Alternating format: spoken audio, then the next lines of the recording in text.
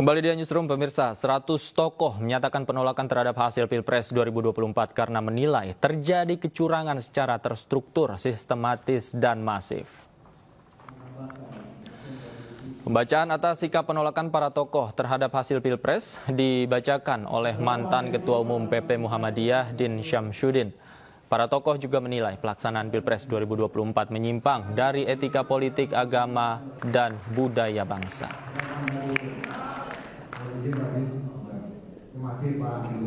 Kami dengan penuh keyakinan dan kesadaran menilai bahwa Pilpres 2024 curang secara sistematis, secara terstruktur, sistematis, dan masif, bahkan disengaja. Maka oleh karena itu, tolong diperhatikan posisi kali ini, mendesak dilakukannya audit forensik terhadap IT KPU. Ini sudah pikiran banyak orang juga. Maka kita akan saling bekerja sama mendorong adanya audit forensik, dan kami menyiapkan ahli, terutama untuk membuktikan sebuah penghinaan terhadap negara, yaitu adanya server di luar negeri, tepatnya di Singapura. Yang kedua, pengenaan sanksi hukum dan etik atas mereka yang melakukan pelanggaran. Nanti apakah ada lembaga penegak hukum negara yang melakukan itu, atau kita dulu ada kawan-kawan yang akan melakukan reverse tribunal. Yang ketiga, nah ini agak tenahan, mohon maaf, di antara kami belum ada kesepakatan karena ada beberapa pikiran. Tadi banyak didengar polnya tinggi agar dilakukan pemilu Pilpres ulang secara menyeluruh dari awal. Ada juga yang tidak setuju karena boleh jadi hal demikian menguntungkan pihak tertentu. Maka posisi dari pernyataan ini, pemulangan penghitungan suara berdasarkan hasil pemungutan suara di TPS sampai kepada C1 yang telah diverifikasi keabsahannya. Jadi bukan hanya rekapitulasi di TPS sampai C1, diverifikasi karena ada perolehan suara sebuah atau paslon tertentu melebihi jumlah total pemilih di TPS itu. Dan untuk membahas selengkapnya, kami telah bergabung atau sudah bergabung bersama kami di studio pengamat politik Universitas Negeri Jakarta Ubedillah Badrun, dan melalui sambungan Zoom telah hadir juga Sekjen PBNU Saifullah Yusuf atau Gus Ipul. Saya langsung sapa, selamat malam Kang Ubed, apa kabar? Selamat malam Mas Tawi. Apa kabar? Alhamdulillah sehat. Sehat ya. Sehat. Gus Ipul, assalamualaikum, selamat malam. Waalaikumsalam, selamat malam. Mohon maaf ya kalau gambar dan suara saya kurang bagus. Oke, nggak apa-apa Gus, yang penting audionya aman. Saya kasih kesempatan Gus Ipul terlebih dahulu. Gus Ipul, menyikapi tadi ada pernyataan sikap yang dibacakan langsung oleh Pak Din Syamsuddin dan lain-lain. Nah, Anda sebagai Sekjen PBNU, sikapnya seperti apa? Ya, pertama-tama ya kami menghormati proses dan tahapan-tahapan pemilu ini. Lebih dari 80% pemilih telah datang ke TPS.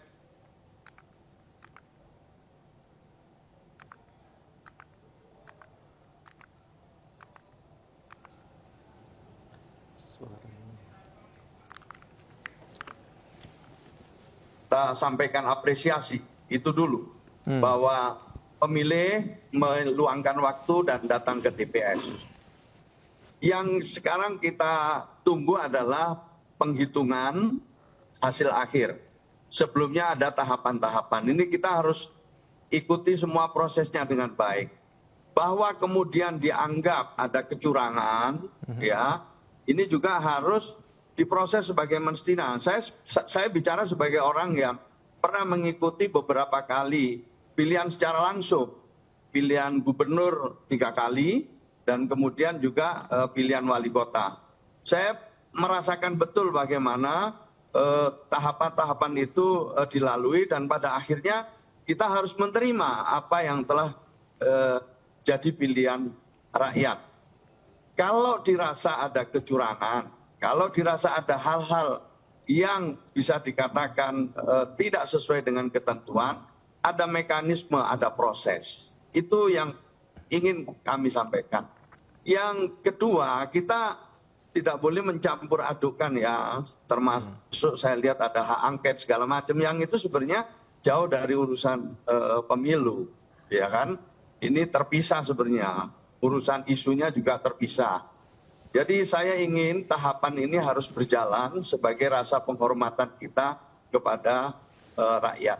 Itu saja, Mas. Terima kasih. Oke, kemudian terkait jika memang ada indikasi kecurangan yang beberapa kali disuarakan oleh banyak pihak, kalau Anda melihatnya bagaimana cara membuktikan kalau kecurangan itu ada, ataukah sebaiknya ya terima hasil pemilu nanti versi resmi KPU saja?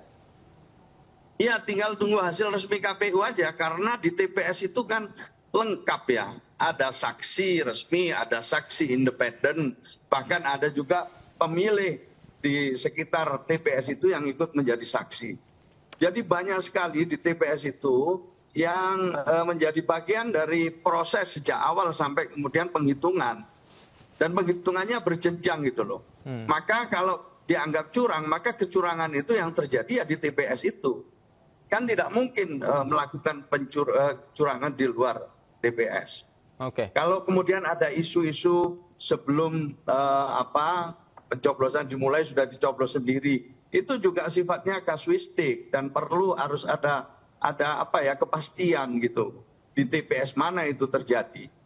Saya dulu juga zaman saya itu ya, antara waktu Pak Karwo, saya mewakili Pak G. Karwo dengan Pak, juga ada hal-hal seperti itu yang itu bisa dilakukan oleh siapa saja, oleh oknum-oknum gitu. Maka itu memang kecurangan ini harus dengan bukti dan tidak boleh kita membangun opini bahwa telah terjadi kecurangan di semua tempat. Kalau lihat di TPS-TPS khususnya di tempat saya ya, di Jawa Timur umumnya, ya semua itu dilakukan dengan mekanisme yang sama kan. Orang datang, kemudian daftar, nunggu, nyoblos, setelah itu selesai, dimasukkan kotak dan setelah itu dihitung. Semuanya itu sama mekanismenya gitu. Oke. Jadi kalau dianggap ada kecurangan harus ada bukti itu. Terima kasih, Mas. Oke. Saya ke Kang Ubed. Kang Ubed, tidak boleh ada penggiringan opini bahwa kecurangan terjadi di semua tempat. Jadi kalau kita misalnya melihat ada indikasi kecurangan di TPS, apakah ini terjadi hanya di TPS atau dari sebelum-sebelumnya indikasinya? Jadi sebetulnya pertama saya kira kita memberikan apresiasi kepada semua kelompok masyarakat yang memberikan pernyataan, termasuk yang 100 tokoh itu ya. Karena ruang untuk merdeka berbicara, kemudian menyampaikan protes atau menyatakan sikap menolak hasil pemilu karena terjadi kecurangan terstruktur, sistematis dan masif, itu kan hak untuk menyampaikan pendapat. Dan sebetulnya kalau secara analitik begitu, apa yang dilakukan oleh 100 tokoh itu adalah bentuk kegelisahan kaum terpelajar sebetulnya. Karena mereka adalah ada sejumlah profesor di dalamnya, kemudian juga cendekiawan dan beberapa aktivis, seluruh tokoh mahasiswa dan sebagainya.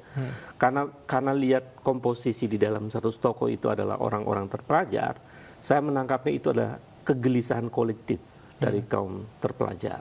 Nah, tinggal bagaimana kemudian kita menelusuri argumen apa yang membuat mereka mengatakan bahwa ini terjadi kecurangan terstruktur, sistematis dan masif. Tentu kita merujuknya pada undang-undang, Mas. Yang dimaksud terstruktur itu di dalamnya dimaknai bahwa ada struktur kekuasaan yang terlibat di dalam upaya pemenangan. Jadi melihat pemilu itu bukan pada hari pencoblosan saja, tapi pada hari sebelum pencoblosan dan seterusnya, di masa-masa kampanye dan seterusnya.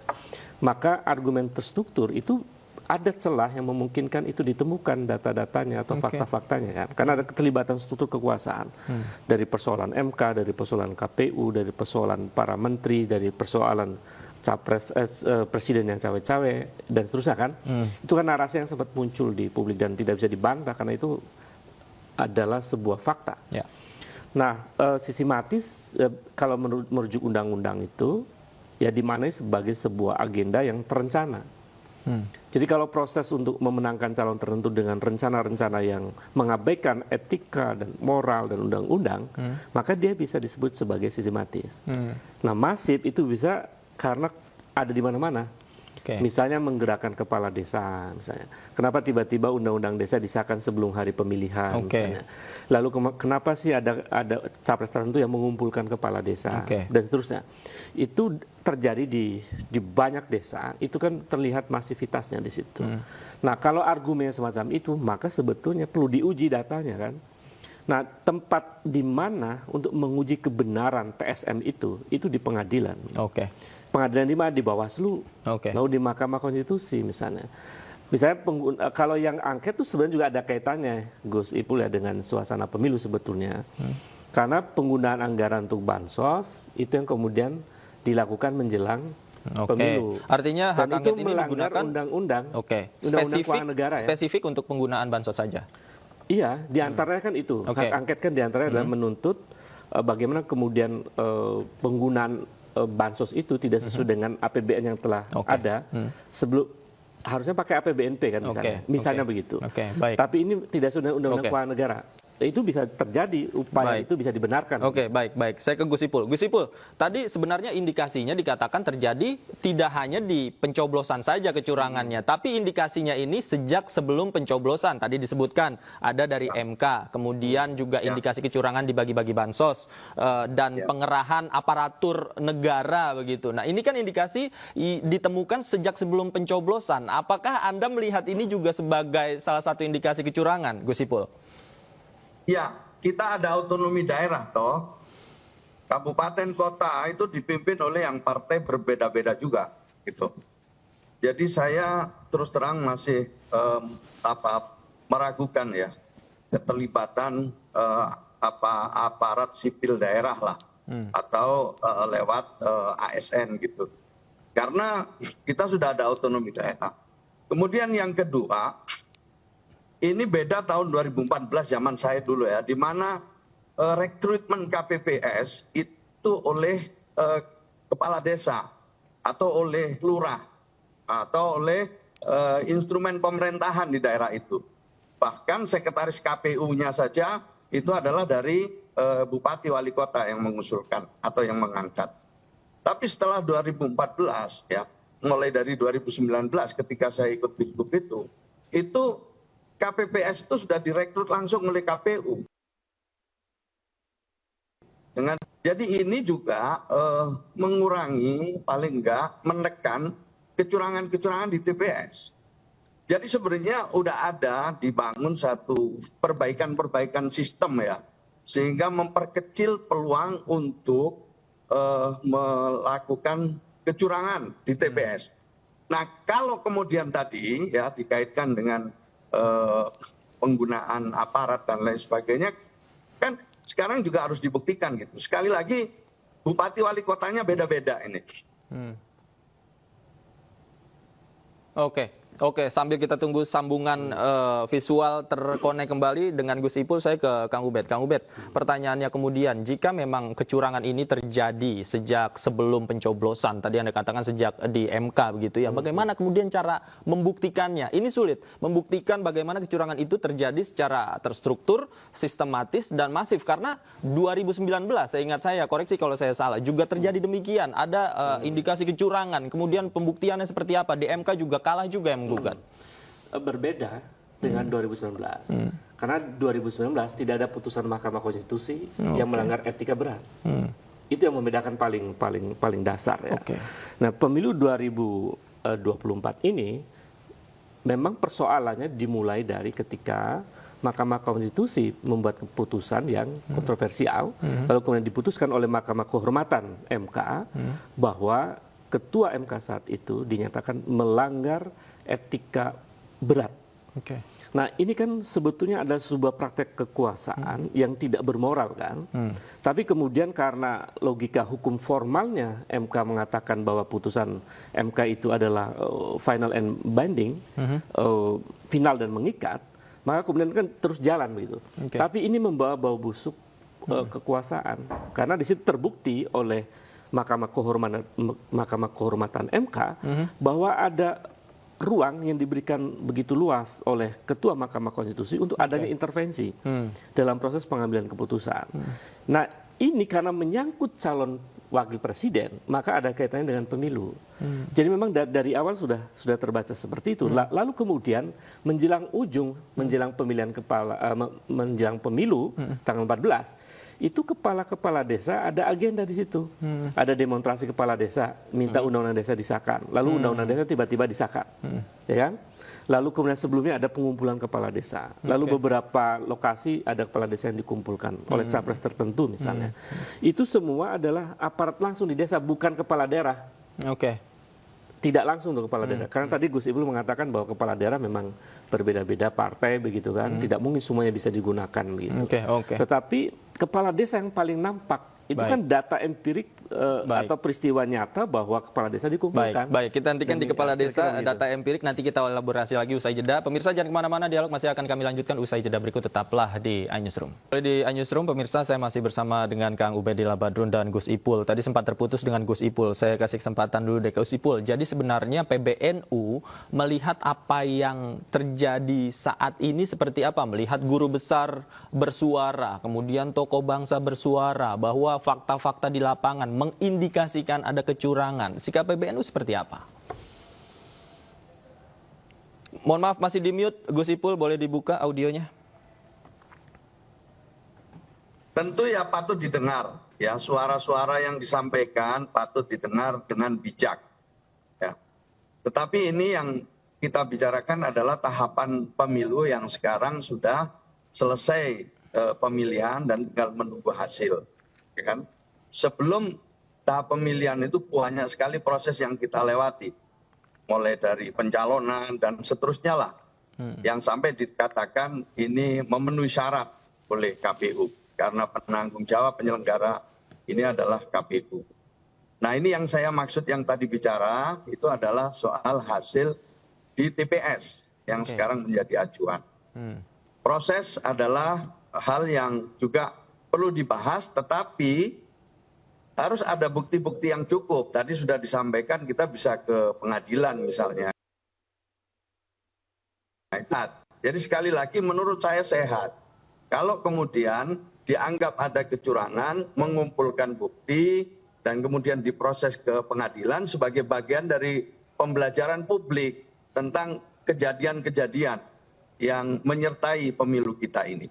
Itu sikap kita, jelas kita patut untuk mendengar dengan bijak dan kalau perlu disertai bukti dan diteruskan ke pengadilan. Toh yang namanya proses untuk membangun demokrasi ini kan berkelanjutan.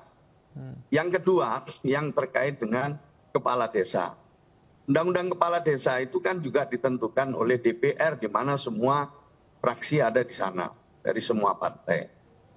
Dan kepala desa itu pada dasarnya juga di daerahnya dekat dengan partai politik yang ada.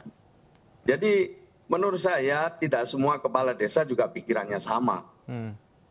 Macam-macam juga pikirannya kepala desa itu. Hatinya juga macam-macam. Tidak bisa disamaratakan.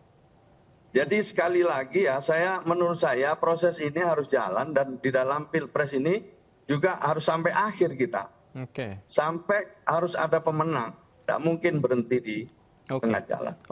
Gus Ipul, tapi kemudian saya penasaran begini, bukankah fakta-fakta tentang perpanjangan masa jabatan kepala desa, kemudian dugaan intimidasi dan intervensi yang dilakukan oleh ASN, kemudian ada juga bansos yang diberikan pada momentum yang sebentar lagi dilakukan pemilu. Masyarakat umum bisa saja curiga, kemudian ketidakpercayaan publik pada hasil rekapitulasi suara KPU. Bukankah ini menjadi asumsi? Publik tidak percaya bahwa pemerintah ini netral, artinya ada indikasi penggiringan ini kepada salah satu paslon.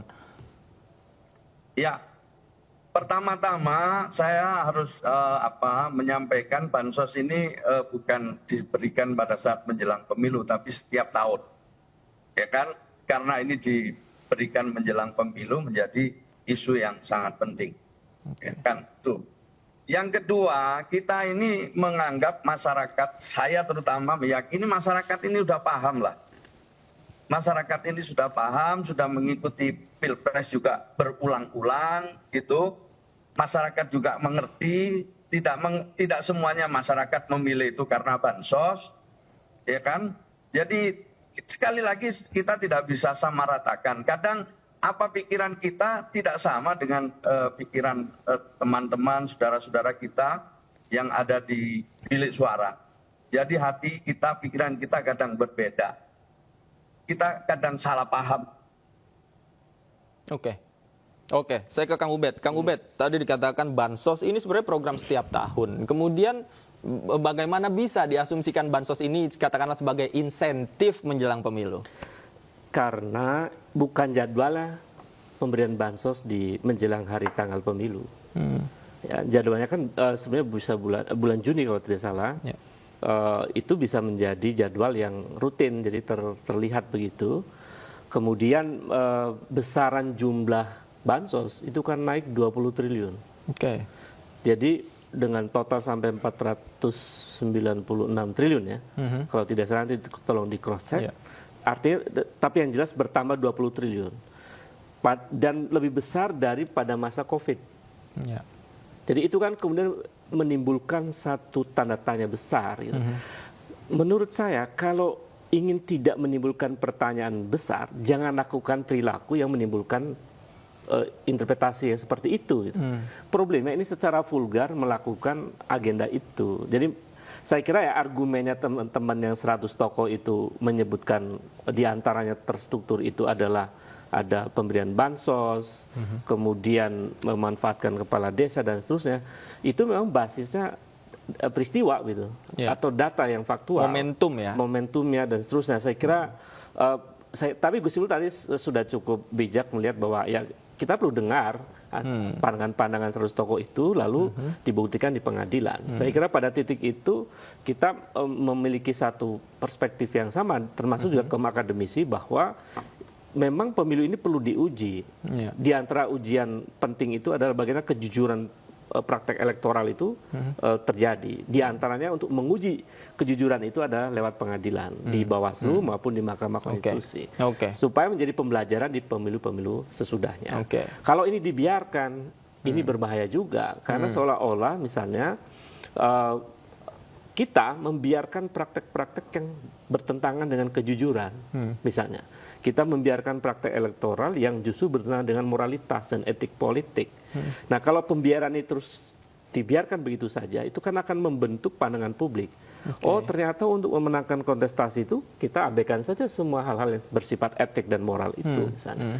Akhirnya kan orang kemudian, apalagi ini generasi Z yang begitu banyak ya, generasi milenial dan Z yang begitu banyak, mereka bisa punya persepsi yang begitu permisif terhadap berbagai hal yang justru bertahan dengan hal-hal etik dalam politik. Baik. Jadi yang rugi sebenarnya bangsa kita, generasi kita menjadi rusak kan secara moral politik. Ada krisis kepercayaan juga, Gus Ipul. Ini juga ada krisis kepercayaan juga. Akhirnya masyarakat ketika melihat situasi yang terjadi hari ini, kemana mereka harus melaporkan ke KPU, ada indikasi bahwa data rekapitulasi begitu dimanipulasi. Kemudian kemana ke aparatur negara juga kemarin ada indikasi bahwa melakukan intervensi. Akhirnya timbul ketidakpercayaan publik terhadap lembaga-lembaga pemerintah. Bukankah ini jika dibiarkan juga akan bahaya nantinya, Gus Ipul? Ya, kita harus membangun kepercayaan bersama-sama, gitu loh. Maka itu saya lebih senang kalau diskusinya itu memang tidak hanya berdasarkan satu asumsi atau prasangka. Tuh, jadi ini yang penting, ya kan? Apalagi terus terang aja ini diskusinya itu setelah setelah selesai kita pilihan di TPS. Tuh. Nah, saya setuju bahwa wacana ini ya harus bergulir terus ke depan untuk melakukan perbaikan-perbaikan. gitu loh, tentang misalnya bagaimana bansos ini. Karena bansos ini jadi kebutuhan juga di bawah. Ya kalau misalnya ke depan ada aturan, ada undang-undang ya yang mungkin membagi bansos itu tidak terlalu dekat dengan pemilu dan lain sebagainya, itu bisa aja ke depan untuk perbaikan-perbaikan. Ya. Tapi saya ingin menyampaikan sekali lagi, saya yakin banyak sekali para pemilih kita itu yang tidak mempertimbangkan bansos. Karena mereka sudah menganggap bansos ini bagian dari hak kita gitu. Jadi mereka memang ada ada ukuran-ukuran tersendiri. Yang saya banyak mengikuti temuan-temuan di survei ya. Ya saya diskusi dengan Pak Denny JA, saya tanya tentang apa sih yang dipikirkan oleh masyarakat itu di berbagai daerah itu, di kota dan di desa. Memang kadang-kadang beda gitu loh. Apa yang kita pikir dengan apa yang mereka pikir. Yang kita kadang-kadang kita anggap kita nggak suka, tapi mereka justru sebaliknya mereka suka. Ini ada hal-hal yang harus dipahami oleh kita semua.